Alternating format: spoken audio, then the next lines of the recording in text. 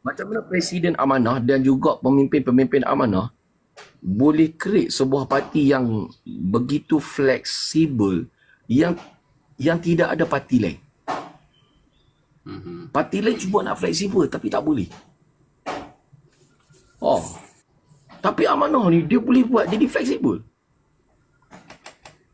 Dia punya gilanya Presiden amanah ni, dia boleh create satu parti yang sangat dinamik dan sangat fleksibel. Tapi aku kata memang bab ni memang aku respect amanah sebab dia tak tiru. Dia tak tiru apa nama. Dia ada niche dia sendiri. Subhanallah. Terima kasihlah hampa semua yang sudi bagi tab-tab skrip apa semua. Padahal amanah tak main naratif dia tak main naratif, dia buat aja Ya. Kita ambil contoh orang-orang daripada geng-geng amanah ni. Kita tengok menteri-menteri dalam amanah. Kita ingat lagi arwah Salahuddin Ayub. Ya. Dia buat kerja dia macam mana? Tugas dia macam mana? So maknanya Pak Yus, kita tengok dalam amanah ni, kalau kita beri jawatan pun, mereka buat kerja bersungguh-sungguh.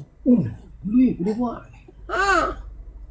Dia buat kerja bersungguh-sungguh. Dia bukan kata dapat kerja duduk melengut macam dulu tu ada support tu. Aku malas nak cerita lah kan. Bercerita tentang Islam, bercerita tentang perjuangan Islam. Tapi dalam segi konteks, dia tu memegang jawatan, tapi dia tak buat. Tu nak kata macam mana? Kita harap apa nama penyokong amanah dan juga ahli-ahli amanah jaga etika lah. Ya, betul. Jangan sombong sagi kata tak payah masuk parti kami, tak payah pergi cari parti lain, jangan buat gitu. Jangan buat panggil lagu tu lah. Harap-harap tak ada lah macam tu. Tapi amanah ni tak sombong, hak ni yang bagus dia. Boleh jadi dia perangai dia macam presiden dia. Presiden dia kan kelolo.